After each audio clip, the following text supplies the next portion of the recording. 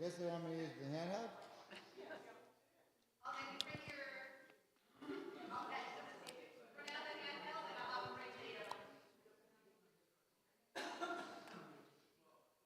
All right. Hi, everyone. So, those are good cookies. So, we put out lunch is the fruit and dessert is the cookies. We used to do lunch, but nobody ate it, so we stopped doing it. Okay, so the mic isn't for us, it's for people watching at home. There's thousands of people tuned in. Thousands of people tuning in. So that's what the mic allows them to hear. We have one of those. Oh, is it in there? I didn't see it.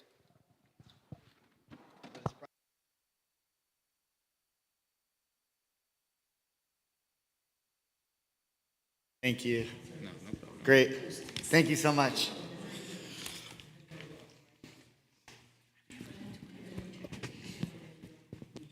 Okay.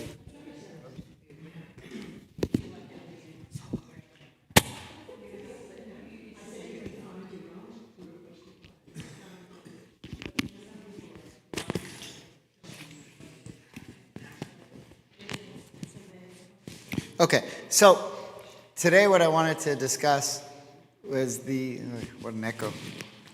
What I wanted to discuss was the end of the war and where Israel finds itself, where American Judaism finds itself, and where world Jewry finds itself now that the war is over. So, can we close that? Yeah. Thank you.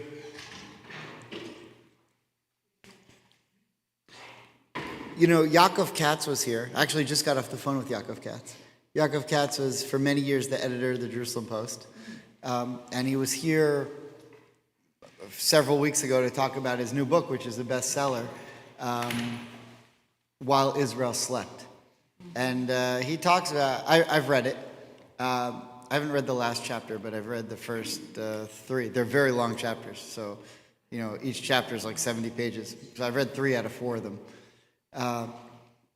But the first two talk about what happened on October 7th and the run-up to October 7th. And the last 2 talk about, you know, how Hamas was formed and what Hamas is. And I already know that part. So, but I was more interested in the first 2 parts of how he went back and did the research and explained what was going on October 7th. So if you haven't read that book, While Israel Slept, it's excellent. It's really worth reading, especially the first 2 chapters, because the first 2 chapters tell you, you know, how such a lapse of the world's greatest intelligence could have got caught napping, and how it was, you know, all the reasons why. It's very interesting. That's one perspective, but he's a pretty well-respected journalist. So my contention is that just as Israel was caught sleeping on October 7th by Hamas, the American Jewish community was also caught sleeping. And what happened, really starting from October 7th on, with hostages' pictures being torn down, and the world, you know, the greatest resurgence of anti-Semitism that we've seen, and anti-Zionism becoming mainstream, and all of these things, we were totally unprepared in America as a Jewish community to deal with that. And I'd like to explain the reasons that I think why. Now, admittedly, when I tell you what I think, I'm just telling you it's what I think. Not everybody will agree with me. And for those who disagree with me, you always have the right to be wrong. I never take that away from you. I never take that away from you. Now, the guy last night, he could do a different, he did imitation, so he could tell you something, but do it in someone else's voice and say, I didn't say that. Everything I say, I say. And there'll be people when it comes to the Arab-Israeli conflict, there's not two sides to the story. There are 5 million sides to the story, and everyone has their own opinion, but I have mine. And from my perspective, as a rabbi of what I think is one of the most prestigious synagogues in the world, certainly one of the largest, from my perspective, the American Jewish community was caught almost totally unprepared and shocked for what happened. Now, what I mean by that is to say, if something as horrific as October 7th would happen to our community, which it did, you would expect, totally unprovoked, you would expect sympathy. And if little babies and Holocaust survivors were dragged from their home and thrown into captivity in like the worst place in the world, and you put up a hostage picture of them, you would think that that's sacred. I'm talking about babies, pictures of babies. And the fact that not only were they torn down, but there seemed to be almost a majority of the people who agreed with that was something that we couldn't fathom and we weren't prepared for. Now, there are a variety of reasons why we weren't prepared for that, which I'd like to talk about a little bit. But before I get to that, I want to explain where I think Israel is now as the war's ending. Now, is the war restarting? I don't know. You turn on the phone and Israel bombed Gaza yesterday. You can never trust Hamas, no matter what. And that's a rule of thumb in the Israeli government. No matter what they say, you can't trust it. So if they say the war's over, we're going to have all the dead bodies back by day one, they're still not all back. Oh, we don't know where they are. And Israel's like, we can see them. We know that it's right in this building. How did they feel? They have intelligence. I don't know how they have intelligence, but they have intelligence. Everybody, the bodies, all of them? Not the actual body, but they know that the last time this body, we saw a guy with a truck, and his cousin told us, and his uncle. Yeah, I don't know. I don't know how they know, but they just seem to know everything. The Americans know too. Someone made a comment to me, which I totally was caught off guard with, which is so much on the line that we can't trust them. How do we know that they're not alive? That they say they're dead. Because we don't trust them and we don't believe them. No, we don't trust any of them, but either Israel knows. They do know. Yeah. How do they know? I have no idea, but they know. There are Israelis on the ground all through Gaza. There's spies and all. I mean, they know stuff. So when I was in Israel 3 weeks before Rosh Hashanah, I went to an IDF base called Palmachim. Palmachim is just north of Tel Aviv, and it's just off the beach of a famous beach called Palmachim. So I go into the base, and we walk. It's the base where they do a lot at this base, but one of the things they do, there's a huge base. It's like a base is bigger than Pinecrest. It's a massive base. One of the things they do there is the drones. So they send up the drones, they operate the drones, they arm the drones. So I got to see some of the drones, and the drones are like about as big as this table. And they go up and they fly very slowly. They only go at max 20 miles per hour, and they're very loud. And anywhere you are in Gaza, you hear them buzzing. But they're too high up for the Gazans to shoot them. So I go into a trailer, and I thought they were going to show me a trailer. This is the trailer where they operate the drones. And we'd go in and we'd look around, and okay, who cares? But we walk in, and there are 3 soldiers sitting in front of screens, and they're operating. This is before Rosh Hashanah, before the hostages were released. And the war was still going on. And I started asking questions. They're like, shh. I stood there for 40 minutes watching them do pretty much nothing. Press a button, did nothing. The other guy pressed a button, they look at each other funny, press another button. And they're not talking, but they all have headphones. And I stood there for 45 minutes and I'm saying, yeah. Then all of a sudden, and you could see on the screens though, Gaza, and you can see buildings, and you could see infrared visions of people walking. And I'm sitting there, I'm like, this is, the first 3 minutes were fascinating. Minute 4 through 45, I'm like, oh my God, this is horrible. Then all of a sudden I hear in Hebrew, 3, 2, 1, launch. Guy presses a button. See from the terrorist.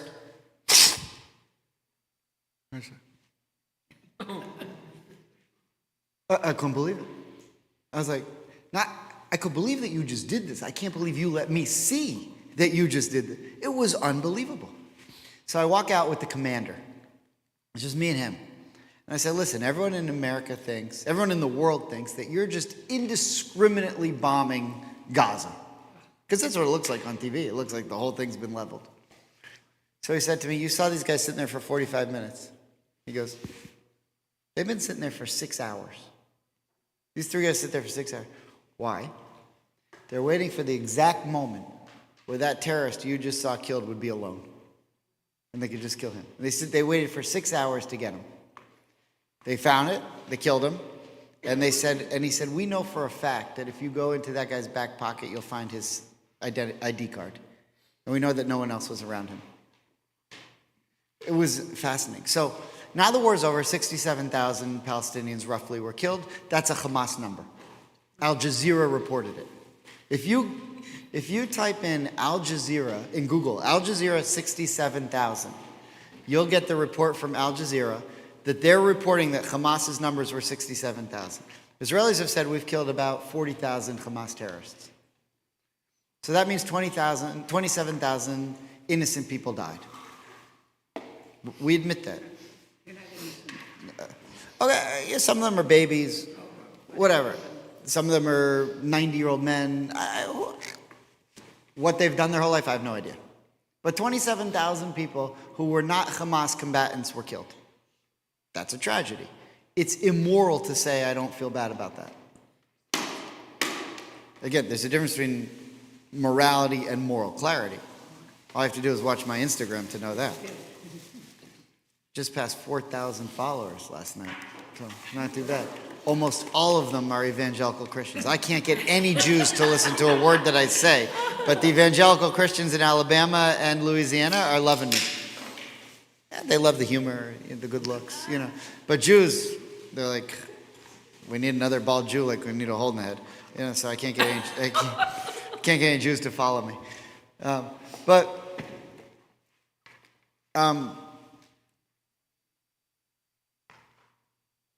Who are these 27,000 people? First of all, the 40,000 who are Hamas combatants, I personally don't lose an ounce of sleep over any of them. If you want to, okay, but I don't.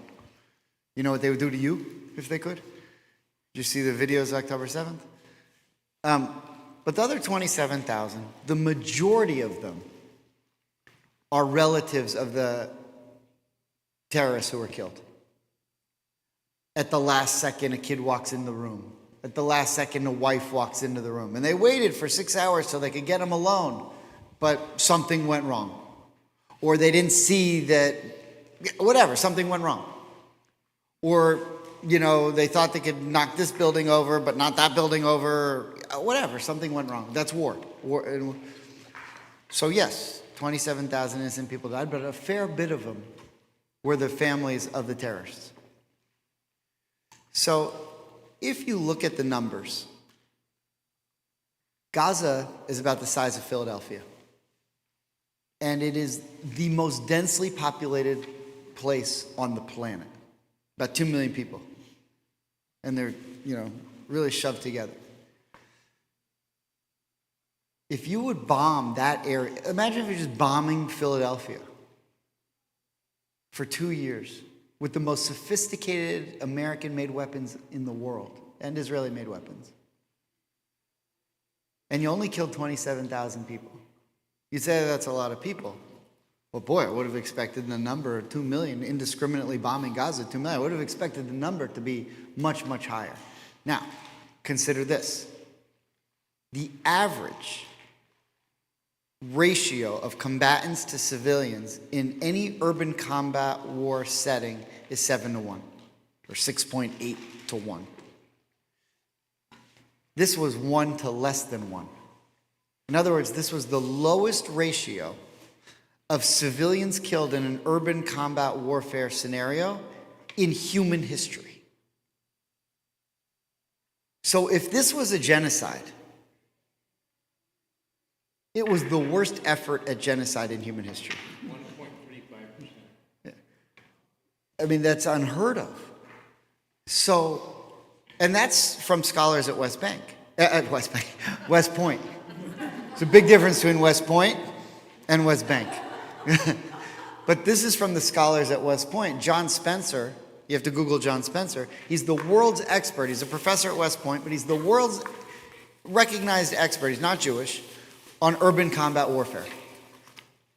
And he said that this was like the safest urban combat warfare effort by any army in the history of urban combat warfare. More civilian, if 27,000 people died, which is a tragedy, more Jews were killed in 2.5 weeks during the Holocaust. 2.5 weeks during the Holocaust than this whole 2 years. And so to have the nerve to preach genocide to us, where the word genocide exists because of what happened to us, is beyond belief. But it became in this country the accepted phrase of what happened. Same thing with the starvation, and we'll get into that.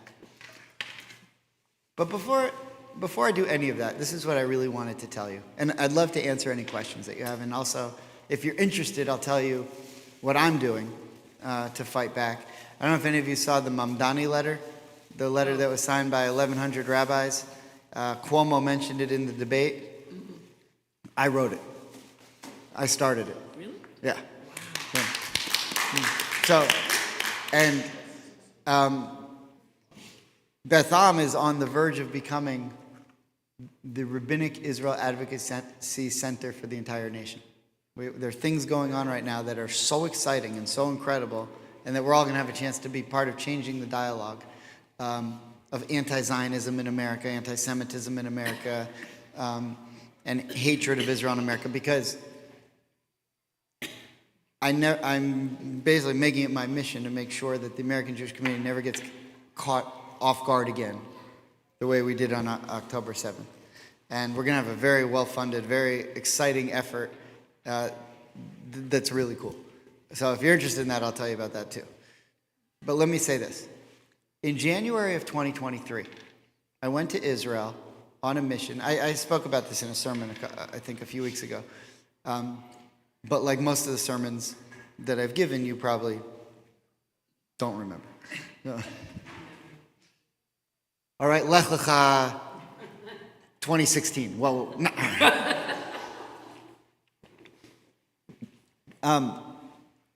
In 2023, I went to Israel in June of 2023, several months before October 7th, with a group of 12 rabbis total on an AIPAC mission. And we went to meet with one of the meetings was with an IDF general. And he told us what Israel's situation security-wise was at the time. Remember, it's June 2023, so July, August, September, October. 4 months before October 7th. So what you know already is that Israel didn't think that... I mean, the one thing you could say, if you're looking at Israel's security assessment in June 2023, is that Gaza's not an area we're particularly concerned about. Because if we were, October 7th never would have happened. So then you ask the question, okay, where were you concerned? And if you read through Yaakov Katz's book, While Israel Slept, you start to get some of this. Main concern, Hezbollah on the northern border, where they were also digging tunnels.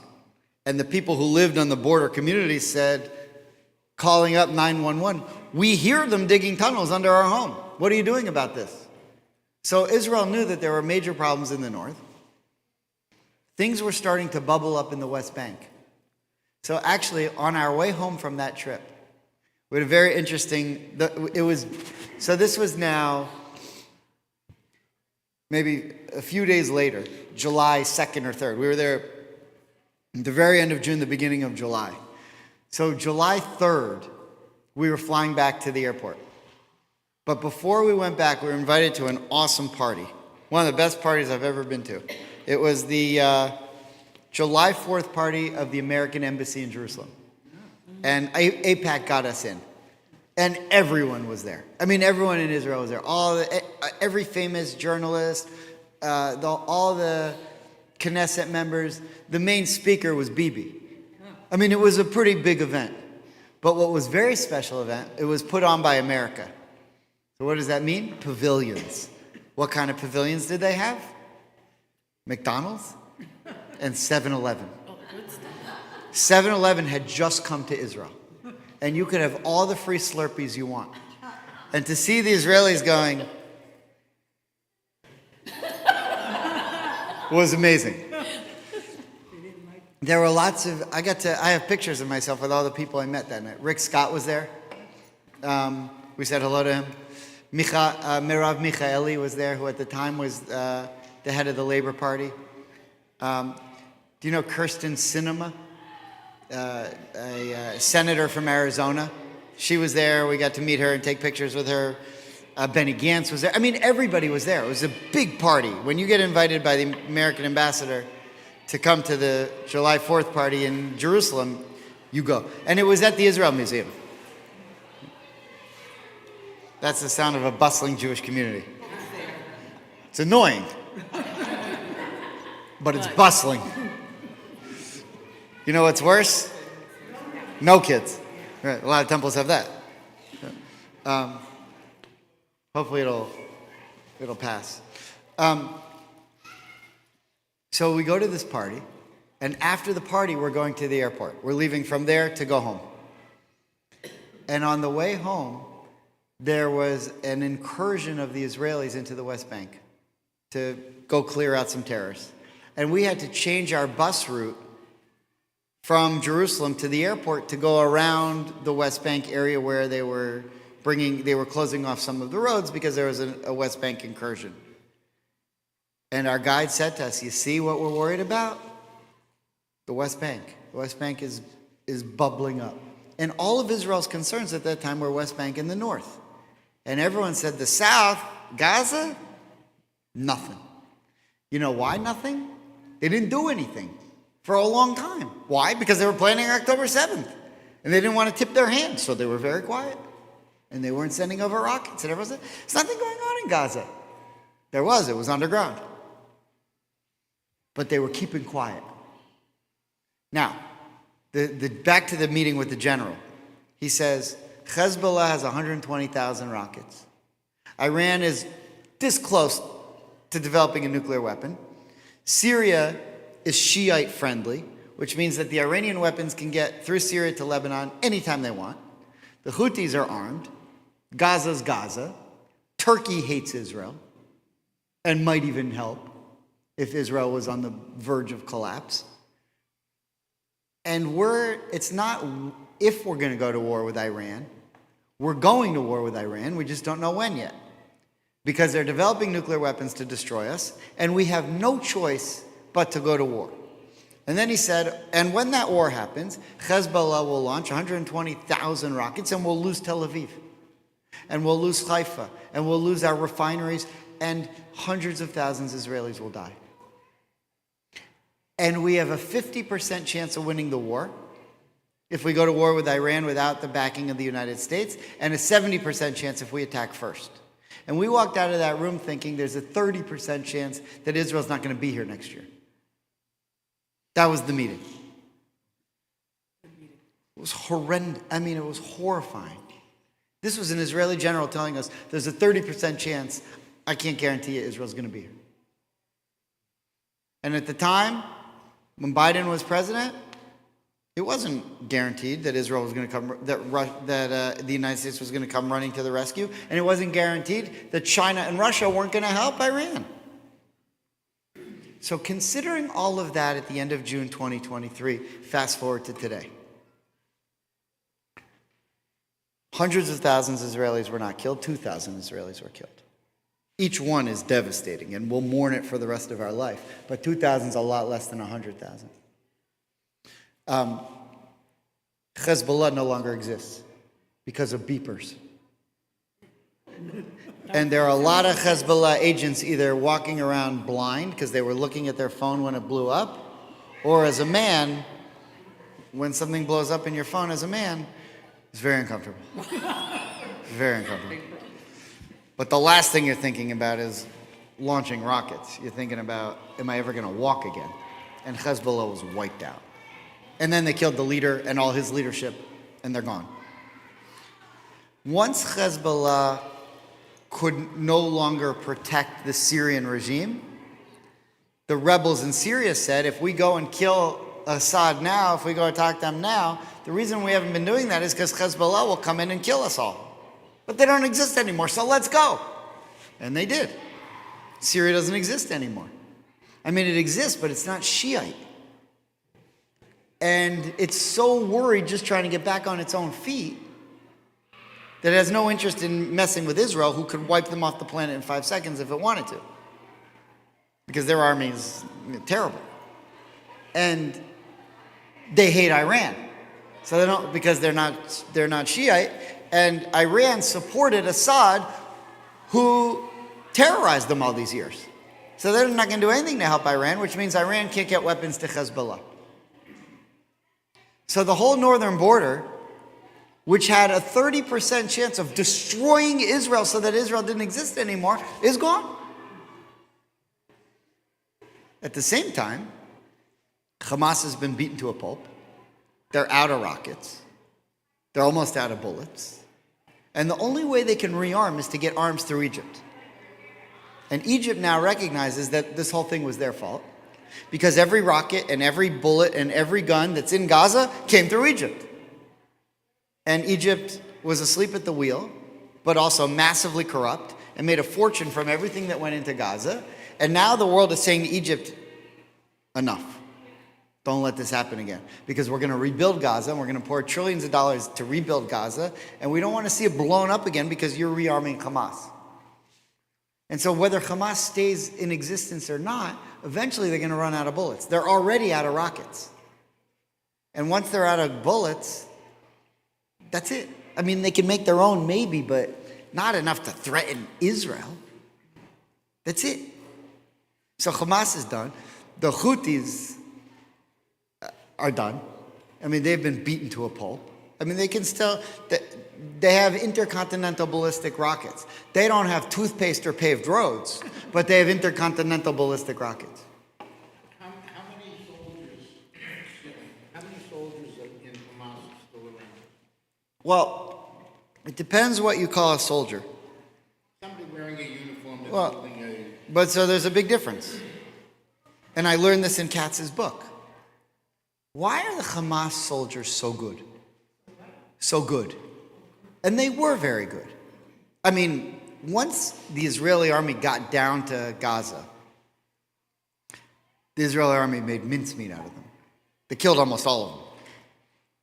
But the Hamas fighters, you would think, what training could they have in Gaza? Who in Gaza knows how to train an army that Israel can't see? And what was happening was Hamas soldiers were smuggling through Egyptian tunnels to go to Lebanon, where they were trained by Iran. And so there was a constant flow of Hamas soldiers going through Egypt to Lebanon, where they were getting expert military training from the Iranians, and probably the Russians. Although I can't say that for sure, but in the book, Katz says definitely the Iranians. And Hezbollah, who got all their training from all the malevolent forces in the world. North Korea, China, Russia, whatever. Most of those guys are dead. But what would happen is, then the same thing the Nazis did. The Nazis said, all our soldiers are at the front, let's get the 17-year-olds. We send them, they all die. Okay, let's get the 16-year-olds. And that's where Hamas is. They're getting the 90-year-old men and the 12-year-old kids and giving them a gun and say, you're a Hamas soldier. But they don't have the training. Most of the ones who had the real training are dead. But in the reports that came out originally on all the television shows that showed the reporting, most of those people were civilians. They were all in civilian clothes. I don't remember watching it, seeing one Hamas soldier at all. I just saw people in shirts and pants. They hide amongst the population. This is another thing about genocide. What is genocide? Genocide is a systematic attempt to kill civilians. If you're trying to kill soldiers, that's not genocide, that's war. If you're purposely trying to kill civilians, okay, that's genocide. Hamas was hiding behind the civilians. So if it's a genocide and you're hiding behind the civilians, you wouldn't be safe. Why did they hide that behind the civilians? Because they knew they were safe, because Israel wasn't trying to kill any of the civilians. It makes no sense. And everywhere they went, reading Katz's book, every kindergarten we went to, every dentist's office we went to, every kindergarten we went to, every high school we went to, there's tunnels, there's guns, there's bad guys. Every civilian installation is embedded with Hamas. If Israel's killing the civilians, why are you safe there? And why did Israel bomb all the hospitals? And by the way, when Israel bombed the hospitals, they gave them time to get the sick people out. Say that again? They gave them time to get the sick people out, to get the staff out, to get the good people out. And then they bombed the hospital. Why did they bomb the hospital? Because there was a military installation. And that's where all the tunnels were. And actually, if you saw on October 7th, a lot of the hostages that were brought to, there's video of the hostages being run through the hospitals. Why are they running through the hospitals? Because that's where the tunnel entrances were. In the hospitals. See, of course Israel attacked the hospitals. But people in the regular world think they attacked the hospitals because they're killing all these innocent people. They didn't kill any innocent people. They took out the terror installations because that's where Hamas puts them.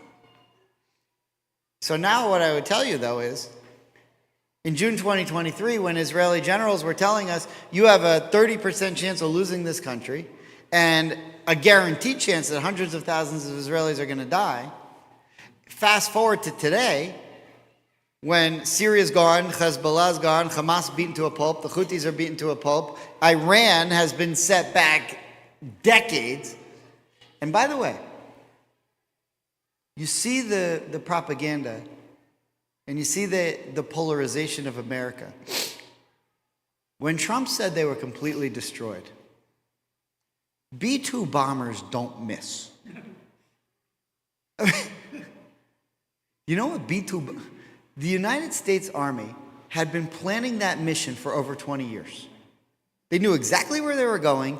They're the best in the world at it. They have the best bombers in the world. They have the most precise bombs in the world. They don't miss. You drop a B-2 bomb on something, it's going to be destroyed, no matter what it is. And they did it repeatedly. And then Trump said, okay, we blew up the... you didn't really get them. Because on CNN, I saw, there was still, a pointy thing, and that looks like... What are you talking about? We just dropped a B-2 bomb on that. Do you know what a B-2 bomb is? A B-2 bomb is so big that in Israel, they can't even have the B-2 bomber because it's so heavy. Which, by the way, this is my prediction. My prediction is that soon America will sell Israel B-2 bomber. And even if Israel can't operate it, they may not be able to operate it. There's a whole thing about whether you can operate it or not, there are all these reasons why. I've had it explained to me, I don't understand it. But just Iran knowing that Israel has a B-2 bomber means that Israel can bomb their nuclear sites whenever they want it. And if that happens, why rebuild it? Iran spent trillions of dollars building the Ring of Fire around Israel. Trying to build the nuclear weapons, building up Hamas, building up Hezbollah, supporting Assad in Syria, building the Houthis. They spent trillions of dollars building all that around Israel, and 2 years later, they didn't gain 1 centimeter of Israeli land, and they lost all their investment. And they barely even exist themselves anymore. So I think it's fair to say, in that regard, despite the high price we had to pay for October 7th, Israel clearly won the war. Clearly won the war. At a high cost. And the thing I would say about Israel is, about this war is, it was 1967, it was the euphoria of 1967 and the pain of 1973 in one. We had all the horrific tragedy, but also a euphoric victory because the enemies are gone. Yes? You think that once everybody is returned, they'll be able to flood and blow up the tunnels? No. I used to think that. Now, she said, do I think that once the hostages, I presume the hostages that are passed away, murdered by Hamas, once they're returned, will Israel be able to flood the tunnels? So, now, there are various reports in the press.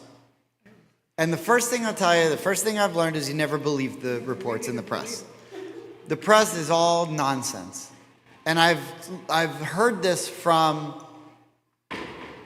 sources in the Israeli government and in the US government, that these articles are used to send messages. I once wrote an article to send a message. It was unreal. AIPAC asked me to write an article in, I think it was in the Times of Israel. They wrote it, I just signed my name. And the point of the article was to blast J Street. Now, what do I need to blast J Street for? What good does that do me? What's J Street?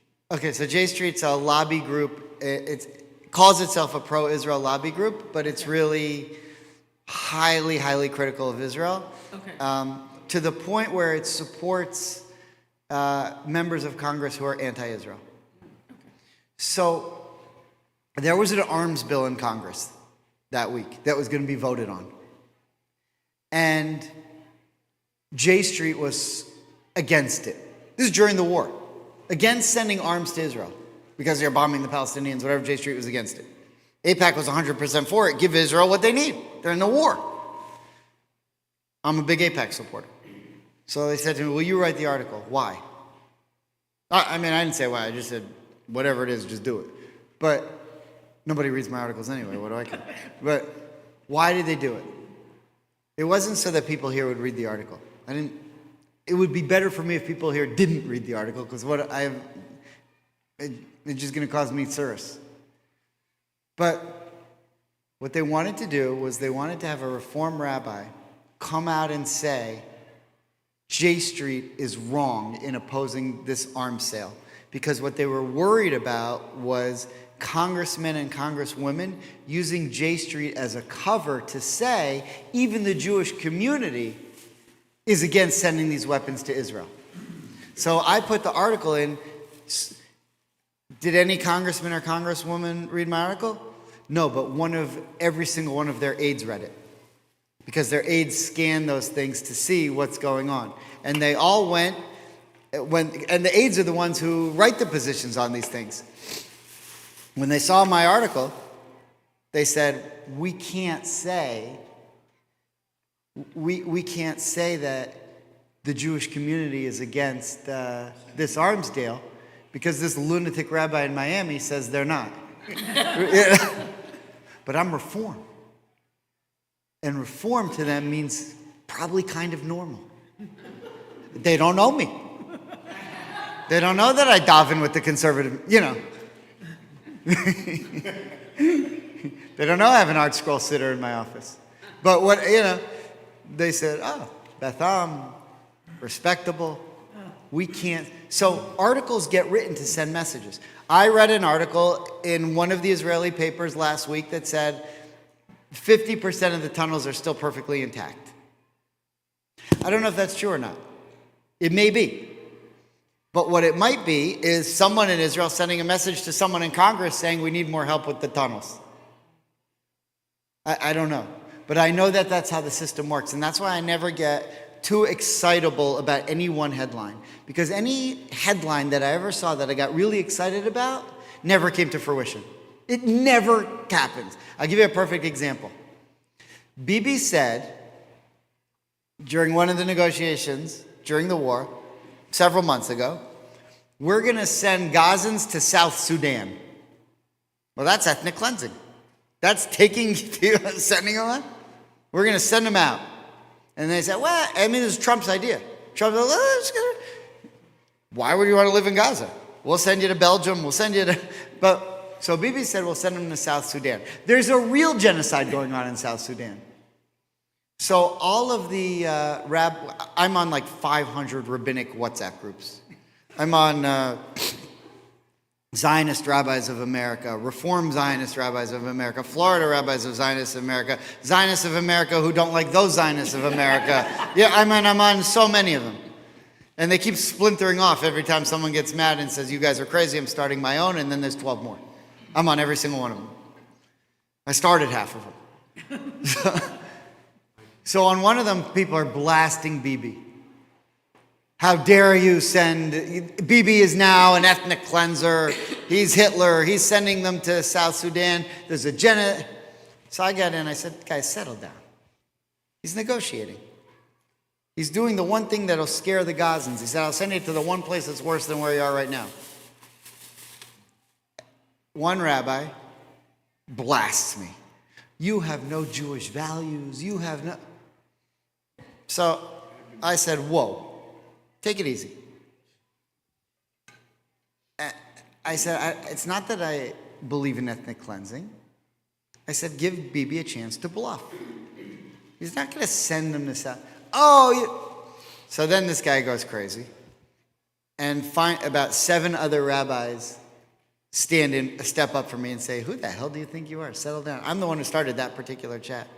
And I wrote something like, I never thought a chat I'd start, someone would tell me I have no Jewish values. And then other rabbis blasted him. Then he called to apologize.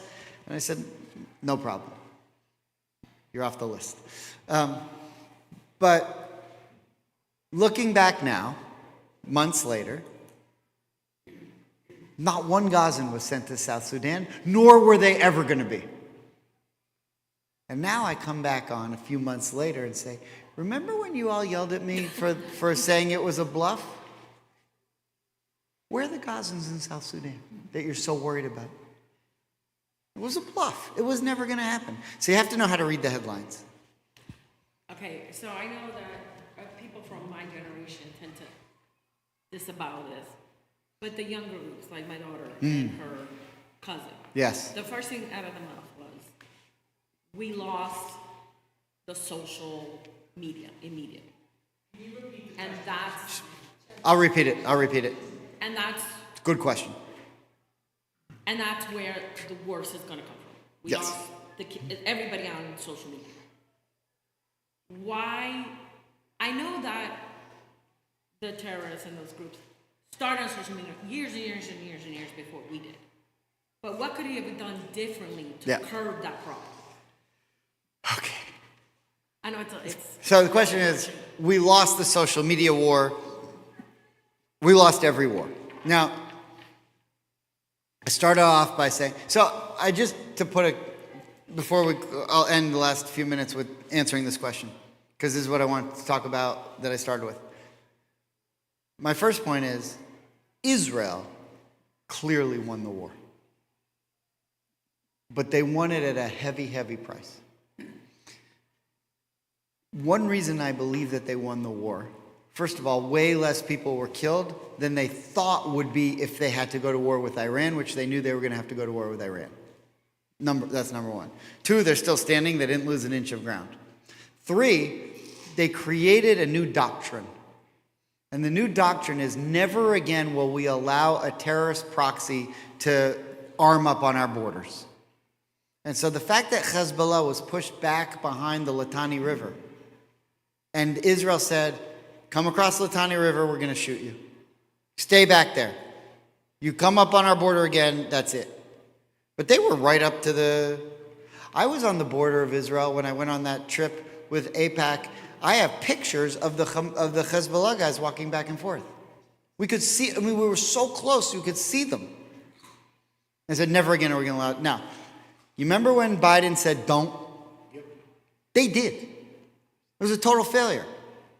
Now, was it great that he set the warships the first day? Yes. I don't think everything he did was terrible.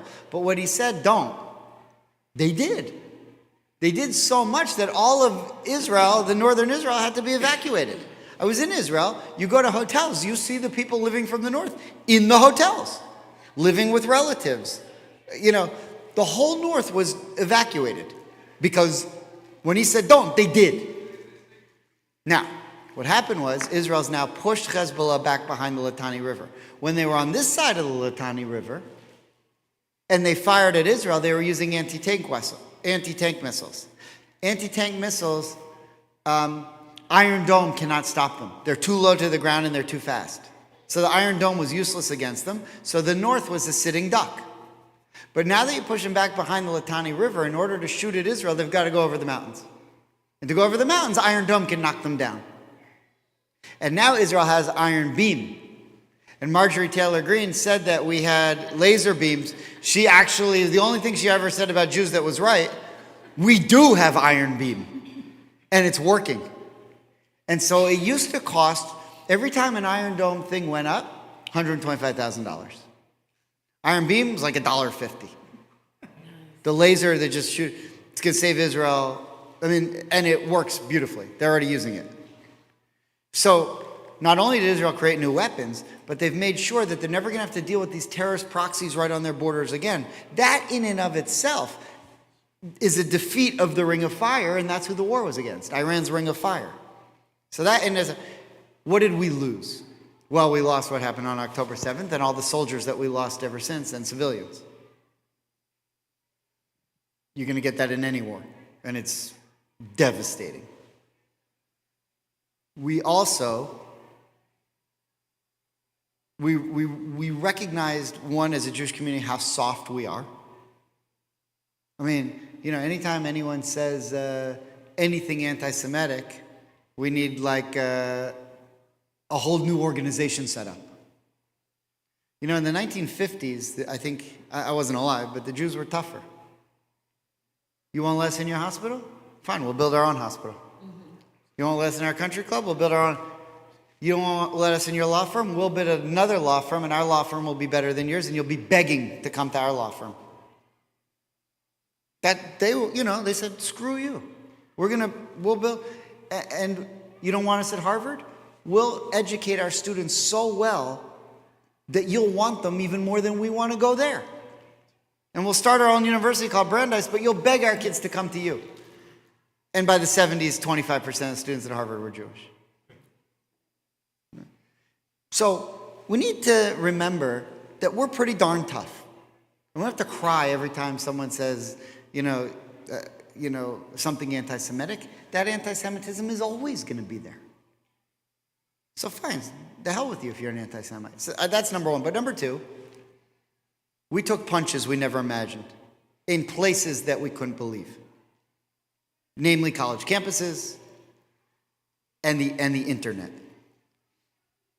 In my opinion, this may sound controversial. In my opinion, Trump solved the college campus problem. We have Beth Am students at Harvard, at Brown, at Yale, at Columbia. My daughter's at Tulane, so I don't have to worry. UF, so you don't have to worry. But when I was researching my Rosh Hashanah sermon and Yom Kippur sermon, and I wanted to talk about anti-Semitism, I spoke to the dean of the Columbia Law School and the head of Hillel at Columbia. Because we have a member of our temple who's on the board of Columbia, and he put me in touch with these guys, and they said, life at Columbia has gone back to normal. Because the kids who are at Columbia now realize, I have two choices. I could get one of the world's best educations, or I can get thrown out of here and ruin my life. But if you could behave like an animal and not get thrown out, then you could do whatever the hell you wanted and still get a diploma. But when Trump said, we're not going to put up with that, that's the end of the problem. It's amazing what consequences can do. So we need to make sure that that continues. Two, We started fighting the war of public relations of October 7th on October 8th. The Palestinians started fighting it 30 years ago. And so by the time the war came, they had a full infrastructure, fully funded by Qatar, and God knows who else, China, whatever. And I would go to these conferences. I went to a JNF conference during the war in Denver. And the protesters were down the block. And they had like blood in their eyes. The first day. Second day, they didn't show up. Why? Because they were only paid to come one day. And the next day, they were at a rally against, kittens, cell phone use among kittens in the Northwest Corridor. Yeah. I mean, they'll go wherever you pay them. And we weren't prepared to fight that war. So I'm going to tell you now the answer to what we're going to do to TikTok. Follow me and everything would be fine, but I can't get anyone to follow me. I do follow you. You do, I know. I'm not worried about you. Yeah. Going back to the universities, it's the professors that are there that are spewing forth all this garbage. And I know for a fact in Columbia, I have a friend who's a Lebanese Christian whose daughter is so pro-Israel and pro-Jewish that when she writes her papers, it's obvious that she's pro-Jewish and pro-Israeli, and she gets failing grades on them because of Yeah. Well, here's where they sort of beat us. If you go to Columbia, or Harvard, or MIT, or wherever, if you're a student there, you live in the Finkelstein dorm, and you go to class in the Shapiro Science Building, and then you go to the Greenberg lunchroom, and that's Columbia. But the professor is the Ibn Khabib el-Jihad professor of, ethnocentric studies. We bought the buildings. They bought the professors. And what they realized in Qatar and Saudi Arabia and God knows where is, let the Jews have the buildings. We'll get the ones who are controlling the minds. And they beat us there. But part of the 20-point Trump peace plan was Qatar's got to cut that out. And Qatar has to stop the incitement to anti-Semitism in America. That's part of the plan. Will it work? If the government holds them to it. Will it not work? If the government doesn't hold them to it. But I always said, we were trying to change the dialogue for years and years and years on college campuses with donors and students and alumni. And it went absolutely nowhere. The only one who had the power to change what was going on in the college campuses was Congress and the government. And when they did, once Elise Stefanik got up there and said, you're anti-Semites. Even the ones of you who are Jewish are anti-Semites. Everything changed. But you needed Elise Stefanik to get the ball rolling, and you needed a president who would support her. The whole game changed. And now you could walk through Columbia, walk through UCLA, and it's fine. Now, those professors are still a problem. We still need to go after them. Here's what I'm doing. The reason I was in Israel 3 weeks before Rosh Hashanah, did I tell any of you this story yet? Yes, You heard it? last time. The last one. Okay, so a lot's happened. The curriculum that you're making? Oh, okay, so this is different. A lot has happened since then. A lot's happened since yesterday. So, there's nothing I'm good at talking about as I am talking about myself. So, just kidding. All right, so 3 weeks before Rosh Hashanah, I went to Israel because I was so fed up how bad we're doing in the public sphere, online, and that not only were Americans not supporting Israel, but Jews were not supporting Israel. And I was just losing it. And I'd pace around my office. I said, we got to do something. So one day I picked up the phone. I called the Miami consulate, and I said, I want a meeting with someone in the foreign ministry in Jerusalem. They said, what? I said, I'm a rabbi of the biggest synagogue in Miami. I'm the vice president of the Reform Rabbis Union, and I want to talk to someone in the Miami. They said, all right, no problem. So they got me a meeting. So I flew over there for 3 days. I walked into the foreign ministry. I met this woman who turned out to be the chief of staff for the foreign ministry for North America. And she's a very formidable woman. She used to be Israel's ambassador to Latvia. And I said, listen, we're getting killed over here. And she said, yeah, no kidding. What do you want to do? So I said, listen, what if I could get for you 50 of America's top rabbis, Reform, Conservative, and Orthodox, of the largest synagogues in the largest markets, all the senior rabbis in the United States, to work directly with you to help try to change the dialogue. So, okay, what do you have in mind? So I said, well, let's say the leader of the Reform movement writes an article in the New York Times, which he did, saying, I can't stand by as a rabbi while Israel's starving the Gazans. What if the next day you had 50 rabbis in the 50 major cities in America all write an article saying, that's not how I feel. Here's what's really how you have to understand that Hamas steals the aid and, whatever.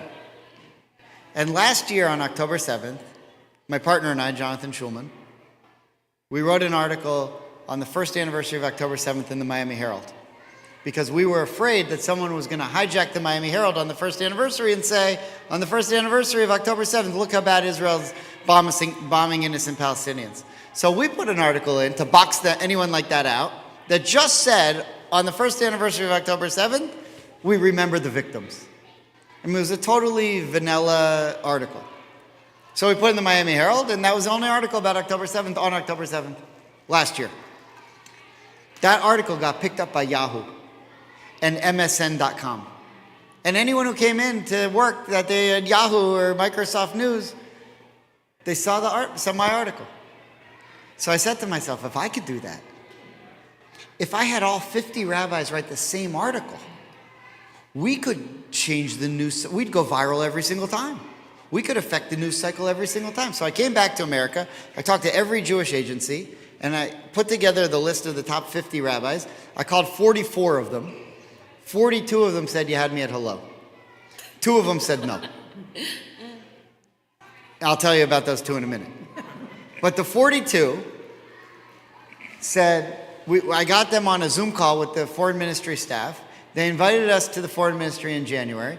We're going at the end of January with this group of rabbis to meet with the foreign minister, the president of Israel, the head of the army, the head of humanitarian aid, and some of the freed hostages. And we're going to find out everything that's going on, so we can come back and start to plan a strategy of how to tell our story here. So then last week, Senior Rabbi, Park Avenue Synagogue in New York City, gave a beautiful sermon against Mamdani. So I said to my partner, let's write a letter that just says, his name's Elliot Cosgrove, Senior Rabbi, Park Avenue Synagogue. I said, let's write a letter that just says, we agree with Elliot. We don't have to say anything. He already said it. Just quote him. So we called him and got his permission. Then another rabbi in New York gave something similar, Amiel Hirsch at Stephen Wise Synagogue. We called him. They said, yeah, go ahead. So we wrote a letter that said, we agree with those 2 guys. And they live in Manhattan. They know what's going on. We sent it to my group of 42 rabbis. And they said, they signed their names to it. I said to them, edit it, change it, do whatever you want to it. Take ownership of it. They did, got it back, put it out to all the rabbis in the country.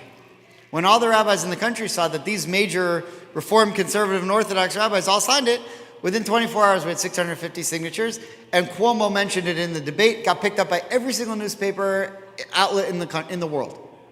New York Times, CNN, Politico, Times of Israel, Jerusalem Post, all of them. Today it's over 1,200 rabbis have signed it. And it started to change the debate. So now we have another letter coming out.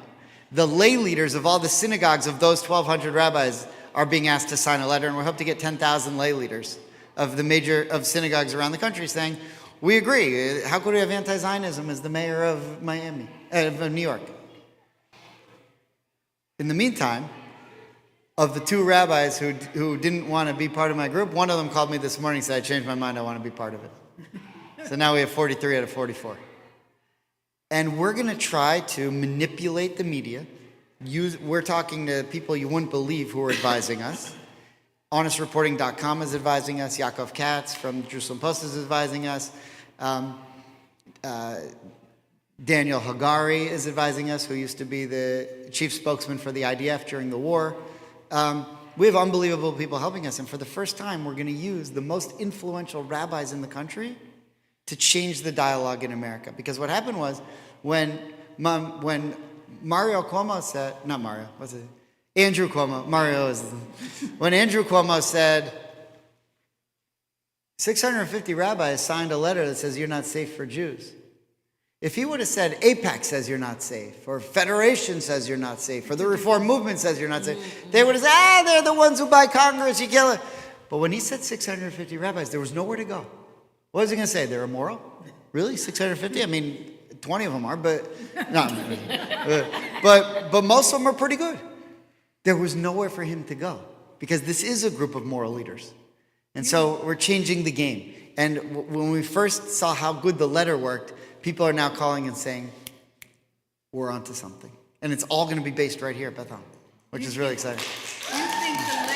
Do you think the really important letter will change the election next week? It's influenced it. Has it? It's influenced it. And the polls are changing. Right now, it's 43-33. Right. And 19 for. I mean, he also stepped in it himself. He made up some lies about his aunt. Yeah. She was in Pakistan at the time, but she couldn't ride the subway safely in New York. Who knows? But we're going to have another letter coming out with 10,000 signatures of Jews around the country saying we support our rabbis, and we hope that it's going to make another dent. We may be too late for this election, but I think what we can do is make sure we never get in this situation again. That we start attacking candidates from day one when they open there, not when they've already gained all of this publicity. And there are already other issues that could use our help. So we very much lost the game on October 7th in America. And the reason we lost the game is because we didn't know there was a game. But the Palestinian supporters started playing this game 30 years ago. They called it BDS, and we thought they were a joke because their goal was to boycott, divest, sanction Israel, and Israel's economy is booming all along. But they weren't really boycotting, divesting, and sanctioning from Israel. They were teaching Americans words like genocide. They've been saying it's genocide since 1948. I mean, thorough nonsense. And if it is a genocide, one of the things you say is, Hamas started the war. How could you defend? They didn't start the war. This has been going on genocide's been going on since 1948. Really? Palestinian population, Gaza was what? 150,000 in 1948? It's now 2 million? It's quite a genocide. You've gone from 150,000 people to over 2 million? That's your genocide? We still don't have back our numbers from the Holocaust. 80 years later. That's genocide. You've grown 5 million%. That's not genocide. But walk around Stanford and ask people when the genocide started. They'll tell you it started in 1948. Right? They won that war. Now, it's very hard to fight a war. If you're in a war of fact versus fiction, if you're fact, it's pretty hard to fight. Because they just make up lies all the time. And then you're always on the defensive. So I'll end with this. I don't think we should allow ourselves to be on the defensive anymore. Got to be offensive. So one thing I never say anymore. I learned this from Jonathan Conricus, who was a former spokesman for the Israeli army, and now he's one of their... But he said, we always say that Israel is the most moral army in the world. Have you ever heard that? Israel has the most moral army. The only reason we say that is from anti-Semitism.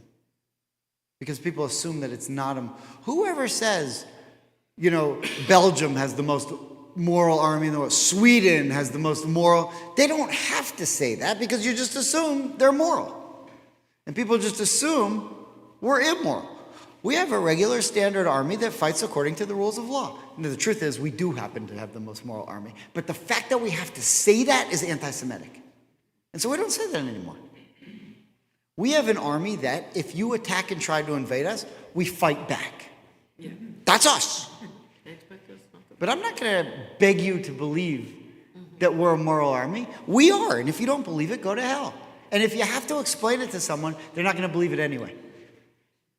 But, you know, you could look at all the things that the Israeli army did, the door knocking, all the sending emails, sending text messages, we're about to bomb your building, you might want to think about leaving.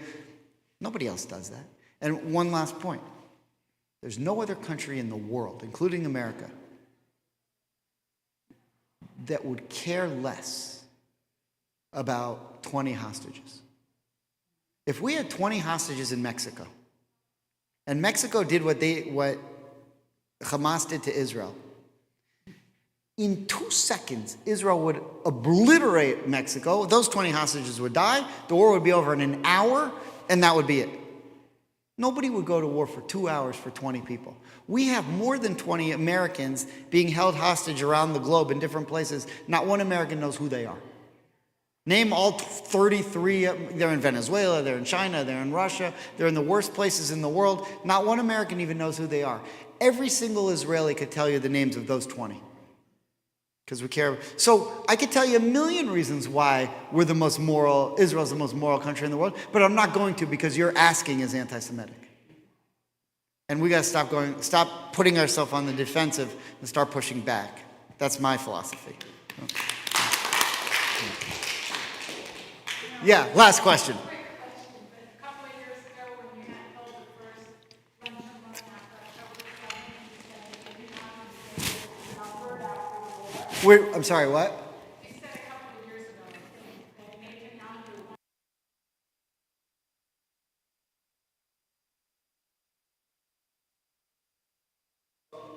Netanyahu. There's one thing I've learned. I've learned a lot about Netanyahu since then.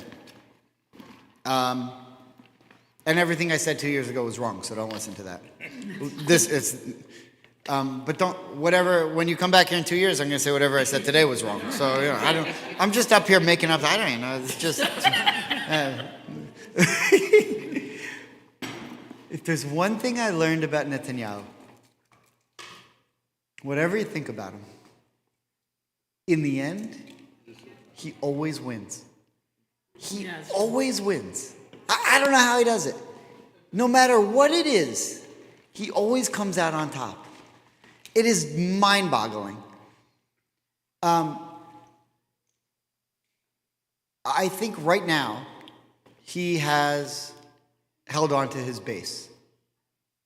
And Israel's in a very bad spot because several months ago, Bennett was leading the polls and had easily, if he would have won, he could have made a coalition.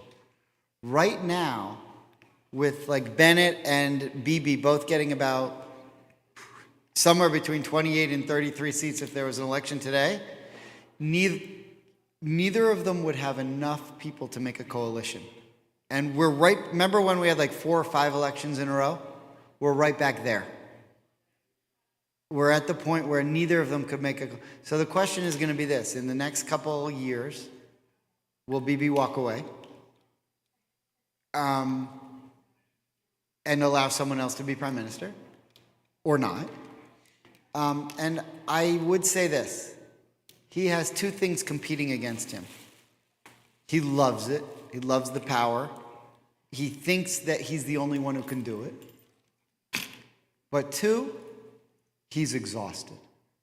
You can see that he's exhausted. And he's not the most healthy guy. He's had a whole variety of procedures over the last couple of years.